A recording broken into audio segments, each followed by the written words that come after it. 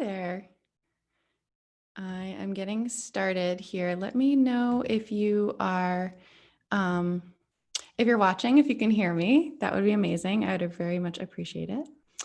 So I am going to be talking about difficult patient conversations, and I'm pulling up, I forgot to do this last time, pulling up YouTube on my phone so I can actually see the conversation that's happening. Let me see. Cool. Awesome. So if you're here, let me know. So there's a little bit of a delay between my Zoom page and the actual video. So anyway, if you're having a hard time hearing me, please let me know. I did a live and I didn't know that I was on mute the entire time. So anyway, if you're new here, I'm Liz Rohr from Real World NP, and this is NP Practice Made Simple, weekly videos to help save you time, frustration, and help you learn faster so you can take the best care of your patients. And we all want that, right? So yeah, so this is going to be a live kind of talk and Q&A. So definitely let me know if you have questions. I'm going to be talking about difficult patient conversations, as there are many of them in primary care as a nurse practitioner. I see a couple of people on here. If you want to say hello, I would love to see you and talk with you. But yeah, so I got a couple questions this morning about different things that people were struggling with. So I think I'll just jump in. And if you have questions, feel free to talk about that. So yeah, so and kind of a really common one is what I call doorknob questions. And so when patients come in and they have a chief complaint of why they are, oh, hello, hey, Nakia, hi, new mommy. When patients come in, they have a chief complaint, and then you go through the whole thing, one or two problems, and then you have your hand on the doorknob, and then you have more people, more questions, more concerns that patients bring up. And so this is such a struggle. I personally, if you deal with this and you have an advice to share at any point, please jump in and share to help out other fellow new grads or not as new grads, because we're all learning still, right?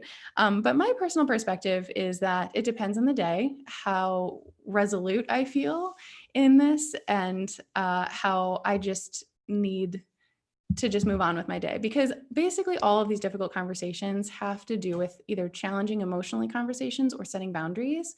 And that is not easy to do. So with doorknob questions, what I typically do if I'm feeling it that day is to say, you know what, it's really important to me to address all of your concerns. And I want to do it in the most in-depth and comprehensive and thorough way possible.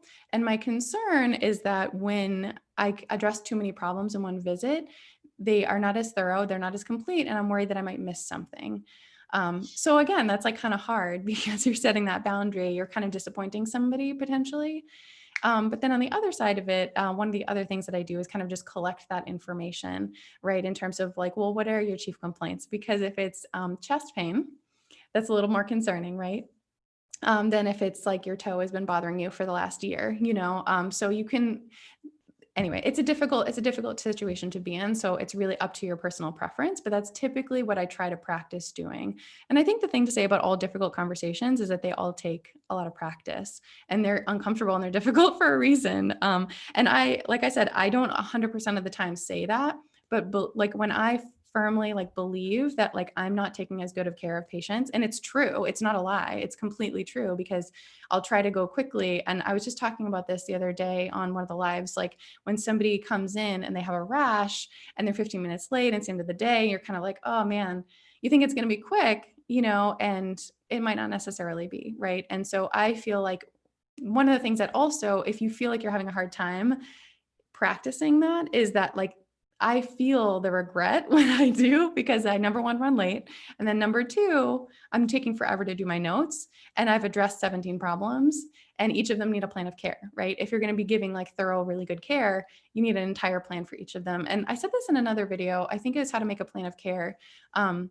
But basically, like when you address too many things also, like some patients will come in with 5 problems, And if you do 5 care plans for each of them, some of them need referrals, new medications, all that stuff, like very specific directions, that's really hard to communicate. And it's not necessarily going to be really excellent care for them. And they might get this like deer in the headlights look, of like, I don't even know what to do now, Hey, Jenna. Hey, Christine. Hey, Betty Ann.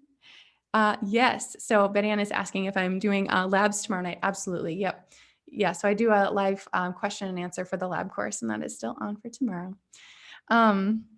So yeah, I don't know if you have any thoughts about doorknob questions, about the things that you say. That's just one of the techniques that I use for that. Yeah, and I think like the expression of empathy and your like what you're getting at there, and that it really is in their best interest, I think gets a lot of buy-in for people. And again, it's like it's uncomfortable because it's a little bit of boundary setting, and you might be disappointing them, and they might be frustrated, and they have not a lot of time to come into the clinic, like that kind of stuff. So just a conversation, but I am not 100%. And I think that's true across the board. So another question that I got was about adolescent sexual health. So I'm going to move on from that one unless you have any questions about that. But yeah, adolescent sexual health is really tough. So a patient, so I would say for this particular situation, this is difficult for a number of reasons, but the context of the question was like, do I ask all the questions with the mom and dad in the room? Do I kick them out? Do I still ask even though the adolescent doesn't want to talk about it? So I really recommend you look into your state laws, because at least in the state of Massachusetts, there is a law protecting adolescents. I believe it starts at age 13, 12 or 13, where their sexual health information is confidential, and they can come in for visits by themselves and get either talk about things, get testing, get contraceptives, like things like that, without their parents' permission. And it's actually like not legal for us to like discuss that in front of the patients. So, and actually, I probably should have started by saying most of these difficult situations that I'm getting through are using like a script of some kind. And I kind of just repeat that script to practice, right? And so my script for this is I usually start the visit by saying our protocol for everybody age 13 and up is that we have separate time for the providers to meet with them. And so not like waiting till the end and trying to ask those questions kind of sneakily. So like I said, like look at your laws and see where you're protected, because I think that's further reassurance for adolescents who don't want to disclose information necessarily, to let them know like, hey, I say this all the time. I love adolescents. I love adolescent health, especially sexual health. Like you're safe here. Like I cannot legally tell your parents, right? If you have an STD, STI, if you want contraceptives, like things like that. But the protocol thing you can talk about in terms of your clinic too. Like you can consider bringing that up with your supervisor or your colleagues and see if that's something that they want to adopt.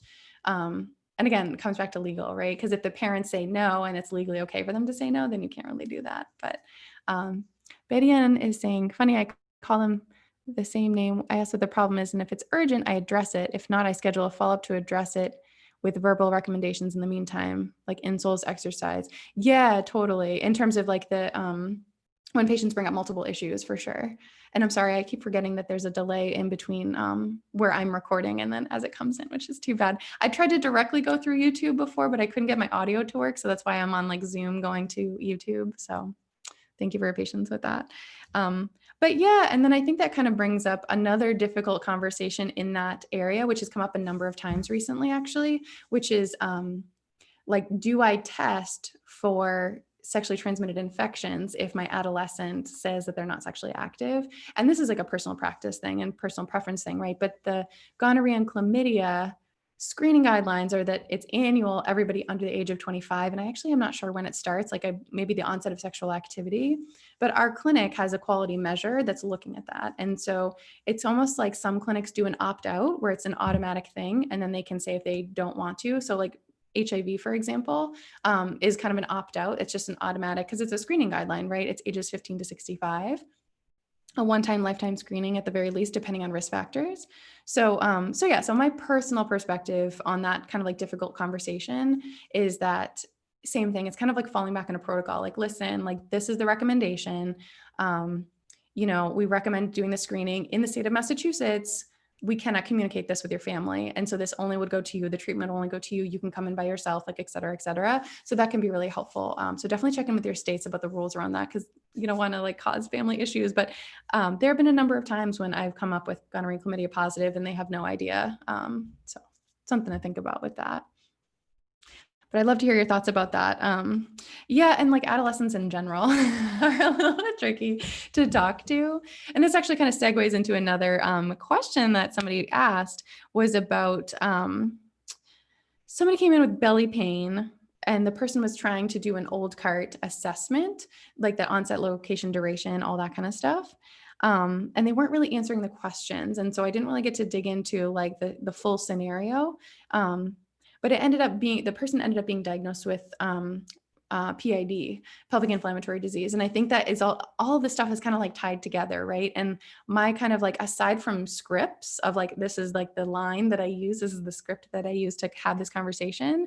The other part is like safety and relationship building, because for those particular situations, like disclosing sexual health history or like just talking about their sexual partners or stuff like that, it's really just, for me, I find that like when I am honest and straightforward and I lay that foundation, maybe 3 visits later, they'll tell me about something that they didn't want to disclose, right? Like they have a sexual partner or, they had sexual assault or something like that, So I think it comes down to relationship building for that too. But yeah, definitely let me know if there are other difficult conversations you want to talk about. I'm just going through the list of people that have said some stuff so far.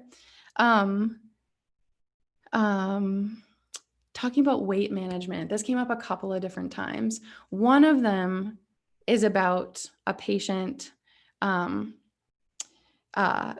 has had some multiple health issues, and there are a lot of reasons to suggest that it's weight related, like body weight related.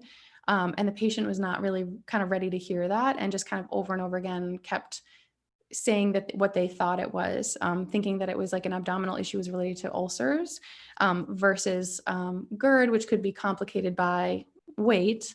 And then another thing was about weight management in pediatric patients. A little bit of different scenarios, but I feel like a lot of these things come down to developing trust and just being really honest and straightforward. So like for this person who talked about somebody with body weight, she had said that like she was very nice about it and very straightforward, but the patient still like just kind of didn't want to hear it. And I feel like in those situations, I don't know, I'd love to hear your thoughts about it, because I think that's my approach, generally speaking, is just like trying to, I actually read a really interesting article. I can't remember where it was, but it was talking about how obesity is kind of lumped into like one thing. And this was, I think it was AACE, the Clinical Endocrinology Association, talking about obesity and how there's like plain obesity, which is just a body weight number. And then there's like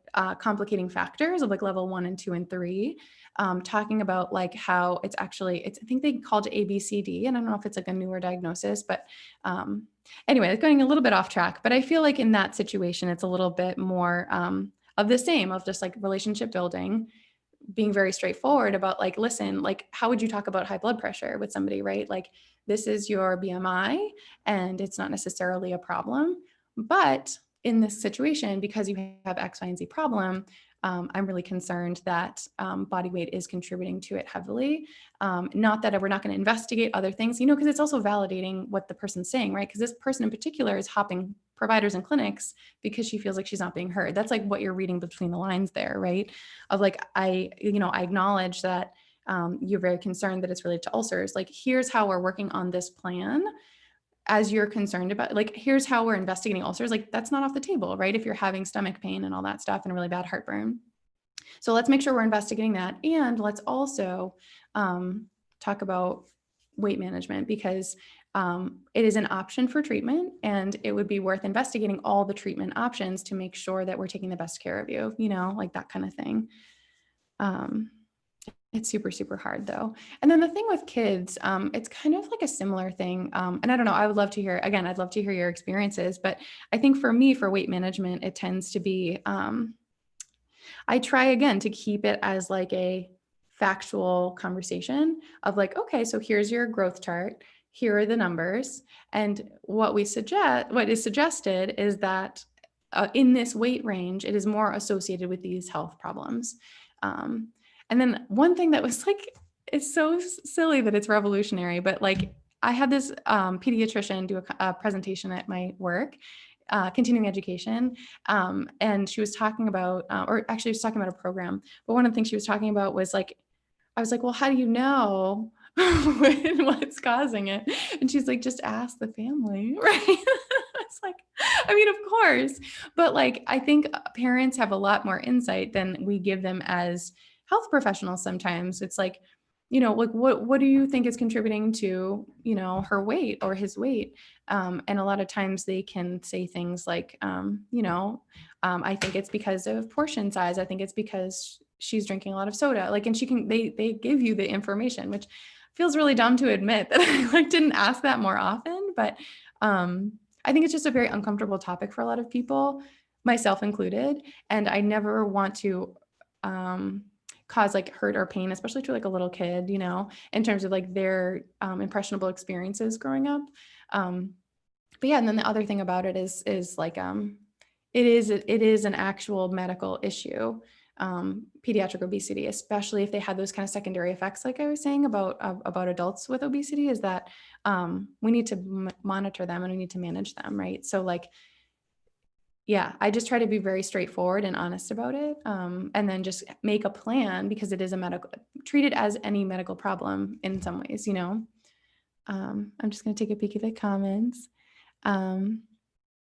Another difficult conversation is talking to elderly about when their significant other needs more care, aka should be in a nursing home, assisted living. Ooh, hey, Hannah. And then Christine is asking about difficult conversation discussing about hospice referral. Yeah, I mean, both of those are super, super tough. I'd love for you to jump in and share what your thoughts are about how you're handling them. But I think one of the other things I want to talk about, I'm just going to write a note down so I don't forget this. I feel like this is related to, it's really tough. It's really, really tough. So much of it is rapport building and directness and honesty. So for somebody with a significant other who has this difficult situation, like, I don't know. I mean, in terms, like, I guess what I'm thinking about is like you have this conversation with them, right? Where you say like, just listen, like it's really hard if you're just walking in, if you're a newer provider and you haven't met them before, but like, I'm very concerned about, the factual information, right? She's losing weight. She's not able to feed herself anymore. If you're talking about like I guess I was assuming you were talking about a man and a woman, but either way, like whatever the significant other, like isn't eating well, isn't able to walk. I'm really concerned about your well-being. But also kind of like taking a step back and asking too, like, how are you dealing with all of this, right? And I talked about compassion fatigue and caregiving a couple of weeks ago, and it totally applies to people who are taking care of their spouses. But it really, like, you kind of just have to feel out the situation, right? But it may be a situation where you know them already and you can kind of say those things like very straightforward, like, I'm concerned about these factual informations, like these factual bits of information, and like how I think it might be time for her to go to a nursing home or him to go to a nursing home for care, or using a skilled nursing facility or whatever term is most appropriate. And then kind of having those kind of openings of those conversations of like, well, what are your thoughts about that?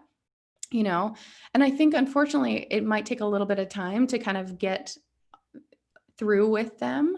But I think we do have that hard stop of like, not neglect, not like abuse, but like if the care is not actually coming through that is necessary, then like we need to intervene in that way, if that makes sense.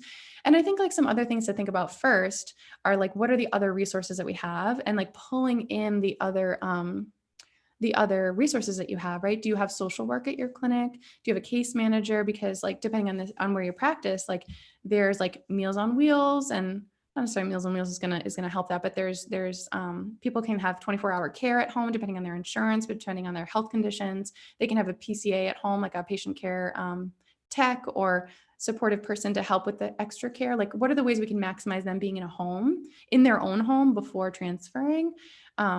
Yeah. So I guess expressing your genuine concern, giving the factual information, and then thinking about what are their goals.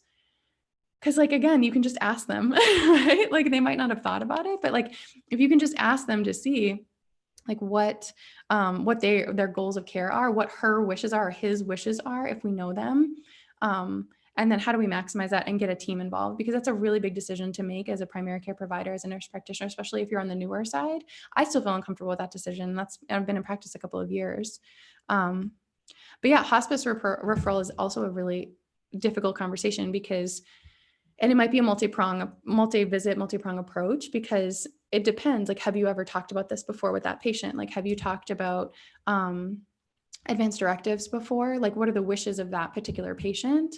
And who's their legal caregiver? Who's their health proxy? Like, all that kind of stuff is really important to think about, because I guess what I'm envisioning is what has happened before for me is that patients, it really depends. Like, you can have a patient who is fine with it, and then their family member's not fine with it, the one who's taking care of them. And then you can have the caregivers that are fine with it, and then the patient's not fine with it, they're in denial about their illness, that kind of thing. So again, I feel like it also comes back to like bringing in a team, right? Because I don't think that we should make those really hard decisions alone. And I don't think we necessarily always know what's available for options, especially depending on insurance and net support networks and stuff like that, for sure.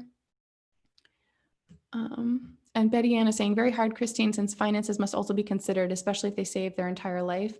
If the person is on Medicaid, it's less an issue since Medicaid pays for it. And talking about sending somebody to hospice. In hospice, you don't have to give up all hope. You tell them hospice doesn't automatically mean giving up, but there are times people no longer need hospice. Oh, that's a really great point, Betty Ann. Thank you. So hospice and palliative care are very different, right? Because hospice is kind of, and I might be getting them wrong actually. So please correct me if I'm getting them wrong. But one of them is like, maybe hospice is end of life. So there's palliative, anyway, I'm getting them confused. Please correct me. There's one it's the end of life that you have less than 6 months to live. And that's part of what's going on.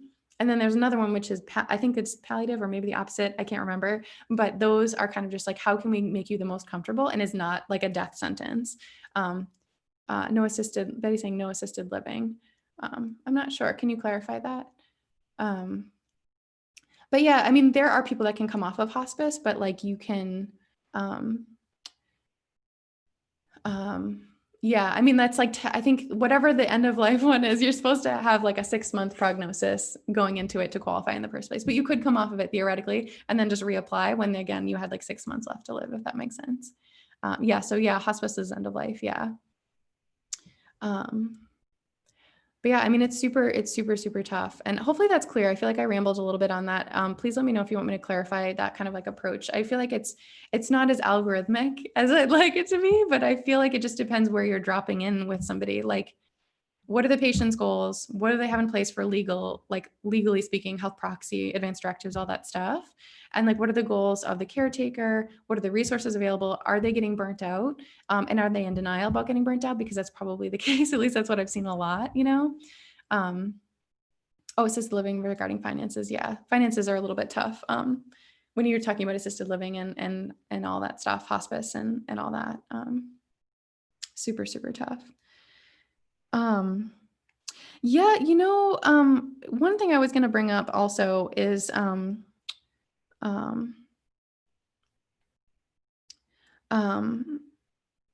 about poor prognosis, and I feel like this is kind of tied in. The end of life conversations are a little bit more.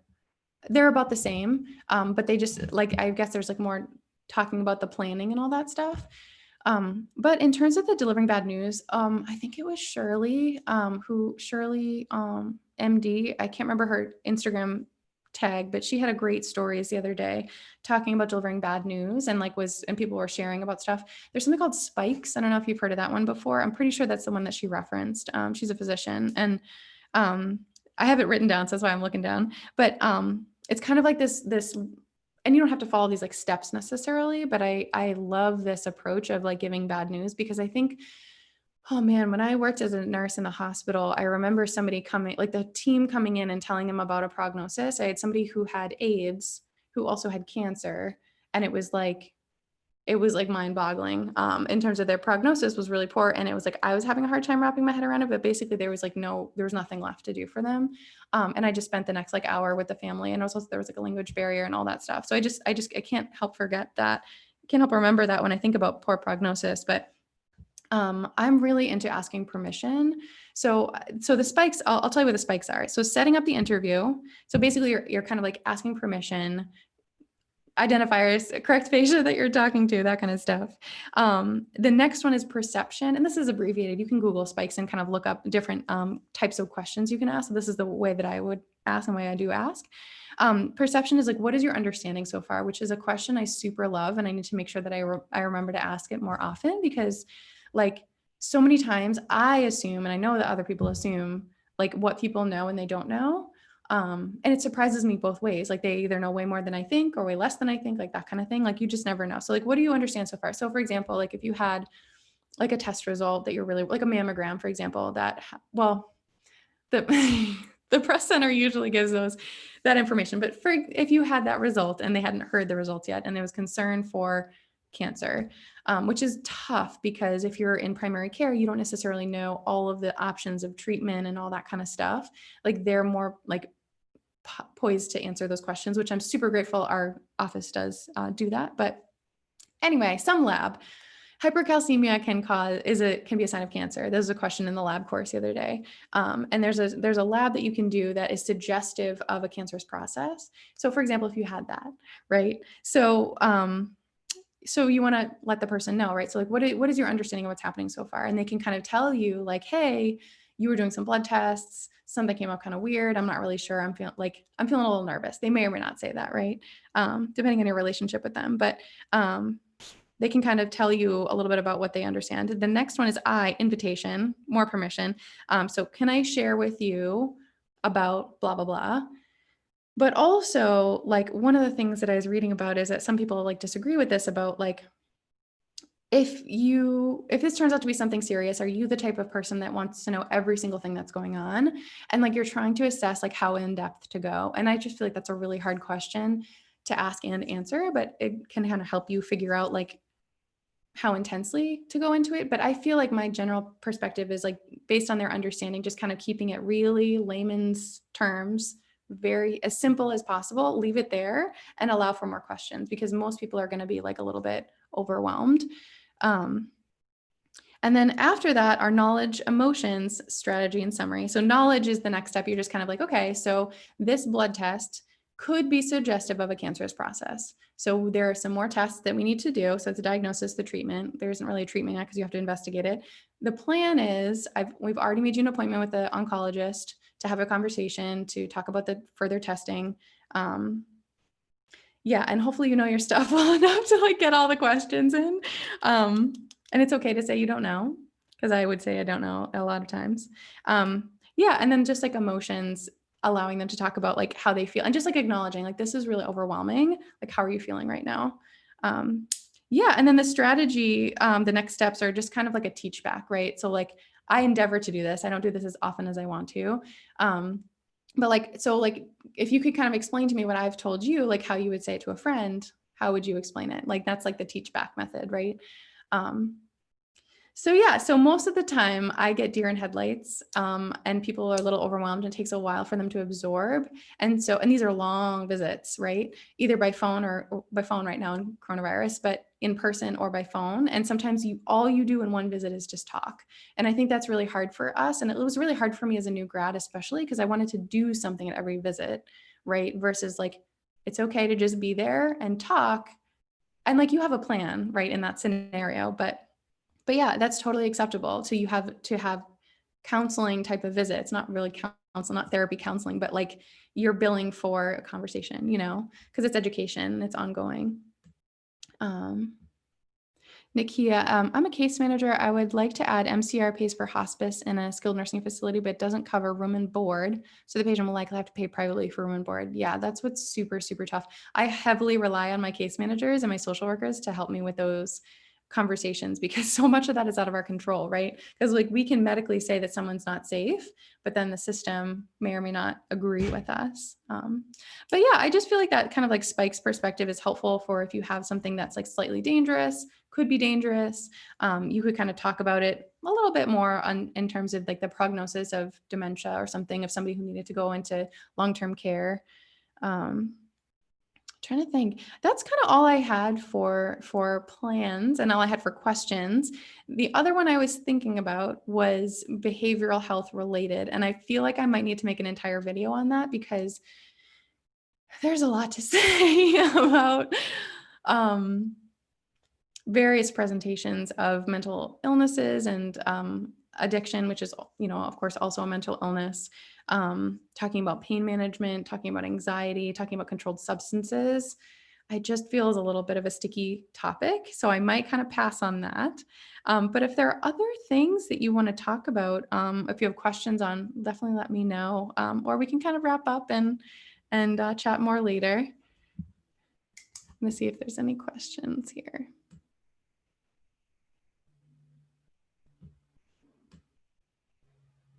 Oh, and it's so delayed.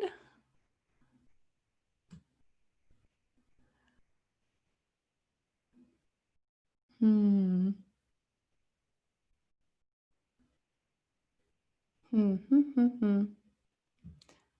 Well, I think it's caught up to me just looking at the screen. So I think I'll close up. But yeah, let me know if you have any other questions. And thank you so much for hanging out.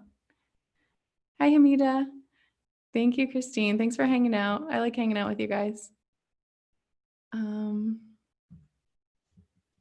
Yeah, cool. All right. Well, have a good night. Talk soon.